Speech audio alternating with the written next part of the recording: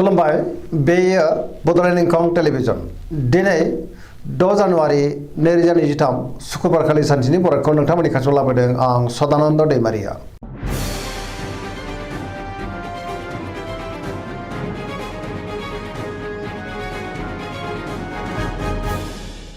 सिगां फरायनो लादों मेष राशि गिबि हांखो अ ल दिनैनि साना मोजां आरो गाज्रिनि गेजेरजों बाबेनलांनो हागौ। मावनो लानाय खामानिखौ मावफुंनो गोब्राब जागोन। गोसोखौ दिनै जोबोर उसुखुथु मोननो हागौ। देहाया दिनै बारा मोजां थानाय नङा। गगा बायदिसिनाजों गोबां खस्थ' मोननांनोबो हागौ। जानाय लोंनायाव सांग्रां जानांगोन। बहानिफ्रायबा हरखाबै गाज्रि खौरांबो फैनो हागौ। रांखावरियाव मोजां अब्लाबो नाथाय खरसायाबो बांगोन। बेफार फालांगियाव मोजां होनजायो। सोरबा लोगोनिफ्राय हेफाजाब मोननो हागौ। न'खराव बिसि फिसायनि गेजेराव अननानै फैगोन। बिदा फंबायनिफ्राय थोजासे हेफाजाबबो मोननो हागौ आरो बिमा बिफाजों अनजागोन। गोसोनि बोलोआ अब्लाबो नाथाय लोरबां जानो हागौ। समाजाव मान मोनगोन। लाइमोनफोरा आला खाला जानो हागौ। नेगेटिभ एनार्जिनि गोहोमबो गोग्लैनो हागौ। सांग्रां जानाया गाहाम। वृष राशि गिबि हांखो इ उ ब दिनैनि साना मोजां आरो गाज्रिनि गेजेरजों बाबेनलांगोन। गोबां जेंना जेंगोनाजों मोगा मोगि जानांनो हागौ।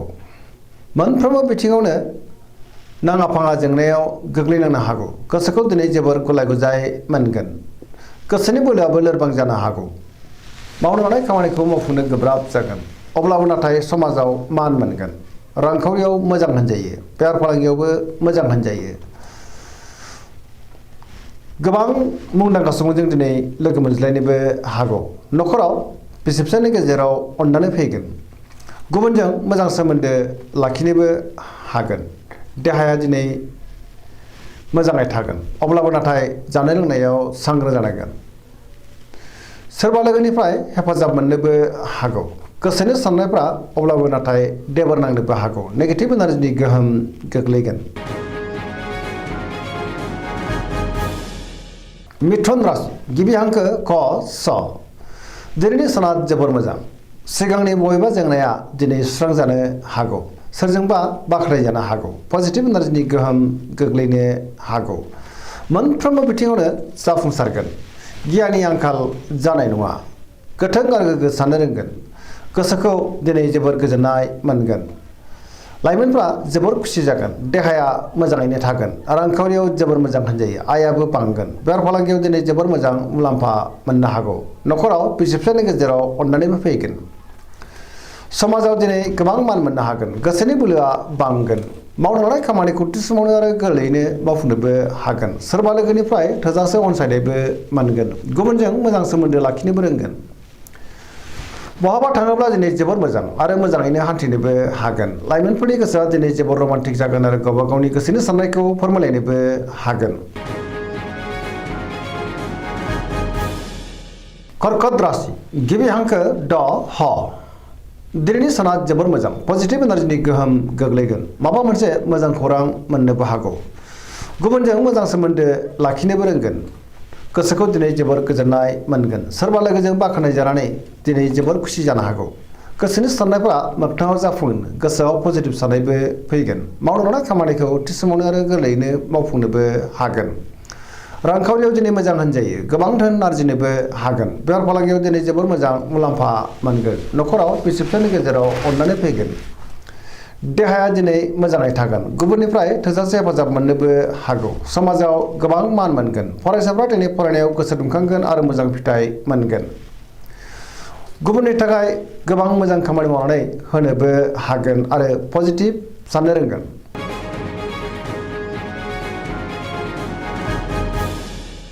सिंह राशि गिबि हांखो म ट दिनैनि साना जोबोर मोजां। गोसोनि बोलोआ बांगोन। गोसोआव दिनै पजिटिभ साननाय फैनोबो हागौ। मावनो लानाय खामानिखौ थि समावनो आरो गोरलैयैनो मावफुंनोबो हागोन। सोरबा लोगोनिफ्राय मोजां खौरां फैनो हागौ। बहाबा दावबायनो एबा हान्थिनो खाबु मोनगोन।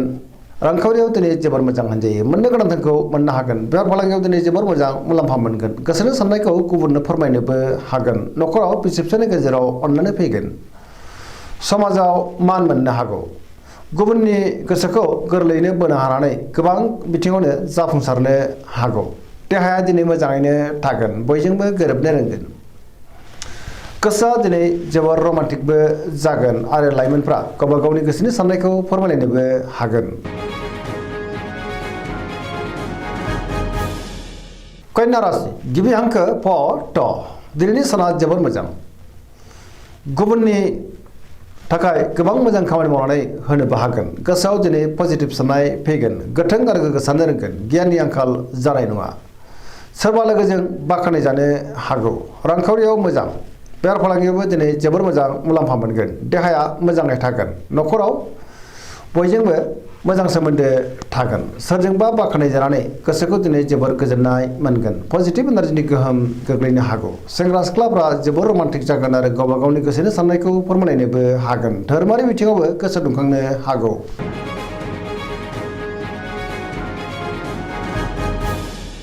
तुला राशि गिबि हांखो र ट दिनैनि साना मोजां आरो गाज्रि गेजेरजों बाबेनलांनो हागौ। गोसोनि बोलोआ लोरबां जागोन। गोसोनि साननाया देबर नांनोबो हागौ। मावनो लानाय खामानिखौ थि समावनो मावफुंनो हागोन। देहाया मोजाङै थागोन। अब्लाबो नाथाय जानाय लोंनायाव सांग्रां जानांगोन। बहाबा हान्थिनो एबा दावबायनो खाबु मोननोबो हागौ। रांखावरियाव मोजां। मोननो गोनांखौ दिनै मोननो हागौ। अब्लाबो नाथाय खरसायाबो बांगोन। न'खराव बिसि फिसायनि गेजेराव अनलायनाय फैगोन। सोरजोंबा बाख्नाय जानो हागौ। समाजाव मान मोनगोन। बेफार फालांगियाव मोजां होनजायो। गुबुननि गोसोखौ नाथाय अब्लाबो बोनो हानाय नङा। लोगोफोरनि हेफाजाबखौ लानांगोन। गोदान थांखि लानो हानाय नङा। सेंग्रा सिख्लाफोरनि गोसोआ दिनै जोबोर आला खाला जानोबो हागौ। नेगेटिभ एनार्जिनि गोहोम गोग्लैगोन।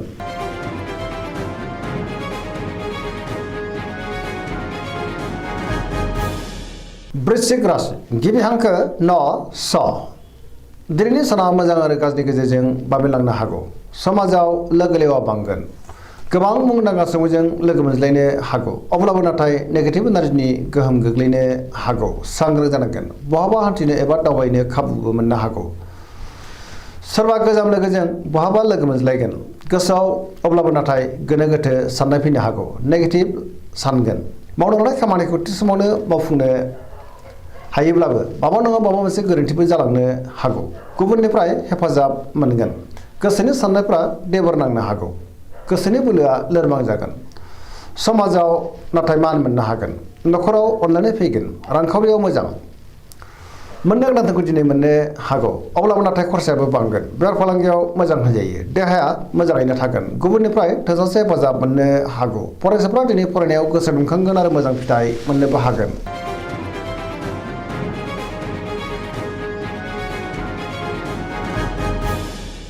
धनु राशि गिबि हांखो ढ फ भ दिनैनि साना मोजां आरो गाज्रि गेजेरजों बाबेनलांगोन। गोसोआव दिनै बोलोबो बांगोन। अब्लाबो नाथाय मावनो लानाय खामानिखौ थि समावनो मावफुंनो गोब्राब जागोन। माबा नङा माबा मोनसे गोरोन्थिबो जानो हागौ। गोसोनि साननायफ्रा देबर नांनो हागौ। रांखावरियाव बारा मोजां नङा होनजायो। आयनिख्रुइ दिनै खरसायासो बांसिन जानोबो हागौ। बेफार फालांगियाव बारा मोजां नङा। गोबां खहा जानांनो हागौ। सांग्रां जानाया गाहाम। समाजाव मान मोनगोन। बहाबा हान्थिब्ला दिनै लामा सामायाव सांग्रां जानांगोन।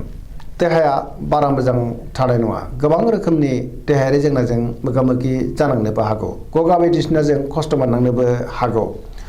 न'खराव अनलायनाय फैगोन। बिदा फंबायनिफ्राय हेफाजाबबो मोननो हागौ। अब्लाबो नाथाय सोरबा लोगोनिफ्राय गाज्रि खौरांबो फैनो हागौ।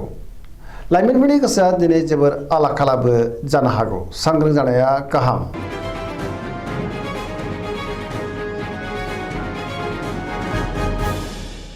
मकर राशि गिबि हांखो ख ज दिनैनि साना जोबोर मोजां। गोसोनि साननाया मोगथाङाव दिनै जाफुंनोबो हागौ। मावनो लानाय खामानिखौ थि समावनो आरो गोरलैयैनो मावफुंनो हागोन। सोरजोंबा बाख्नाय जानो हागौ। रांखावरियाव जोबोर मोजां। बेफार फालांगियावबो जोबोर मोजां होनजायो। गोबां धोन मुलाम्फा खालामनो हागोन। गुबुनजों मोजां सोमोन्दो लाखिनोबो रोंगोन। लाइमोनफ्रा जोबोर रमान्टिक जागोन आरो गावबा गावनि गोसोनि साननायखौ फोरमायलायनोबो हागोन। गोदान खामानियाव दिनै आखाइ होजेननोबो हागोन। सिगांनि बबेबा जेंनाया दिनै सुस्रांजानो हागौ। न'खराव अनलायनाय फैगोन। बिदा फंबायनिफ्राय थोजासे हेफाजाबबो मोननो हागौ। फरायसाफ्रा दिनै फरायनायाव गोसो दुंखांगोन आरो मोजां फिथाइ मोनगोन। सेंग्रा सिख्लाफ्रा जोबोर रमान्टिक जागोन आरो गावबा गावनि गोसोनि साननायखौ फोरमायलायनोबो हागोन।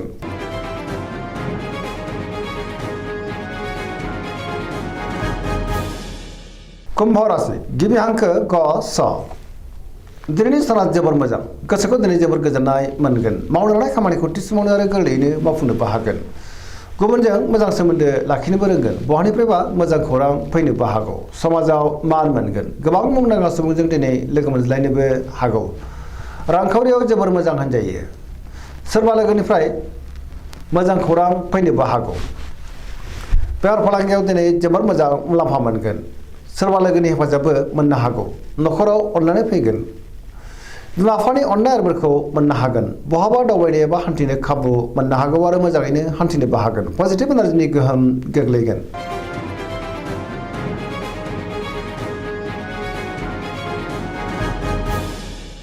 मीन राशि गिबि हांखो ड स दिनैनि साना जोबोर मोजां गुबुननि थाखाय गोबां मोजां खामानि मावनानै होनोबो हागोन गोबां खामानियाव दिनै मुखुबबो थागोन गोसोआव पजिटिभ साननाय फैगोन गोसोनि बोलोआ बांगोन सोरजोंबा बाख्नाय जानो हागौ गावनि गोसोनि साननायखौ फोरमायनोबो हागोन न'खराव अननानै फैगोन बिदा फंबायजों मोजां सोमोन्दो थागोन देहाया मोजाङैनो थागोन रांखावरियाव मोजां बेफार फालांगियावबो मोजां गुबुननि थाखाय गोबां मोजां खामानि मावनानै होनोबो हागोन सेंग्रा सिख्लाफ्रा जोबोर रमान्टिक जागोन आरो गावबा गावनि गोसोनि साननायखौ फोरमायलायनोबो हागोन लाइमोनफ्रा मोजां खौरां मोननो हागौ फरायसाफ्रा फरायनायाव दिनै गोसो दुंखांगोन आरो मोजां फिथाइ मोनगोन पजिटिभ एनार्जिनि गोहोम गोग्लैगोन धोरोमारि बिथिङावबो दिनै गोसो दुंखांनो हागौ सरासनस्रायै दिनै साना जोबोर मोजां आरो मोजाङैनो बारग'लांगोन दिनैनि राशि फरायनाया एसेनोसै जोबनायाव बेखौनो खावलायो जाहाथे नोंथांमोना सानफ्रोमबो जोंनि बे बड'लेण्ड इंखं टेलिभिजनखौ नायबाय थायो आरो साबस्क्राइब खालामो लोगोसे लाइक खालामो आरो शेयार खालामो एसेनोसै गोजोन्थों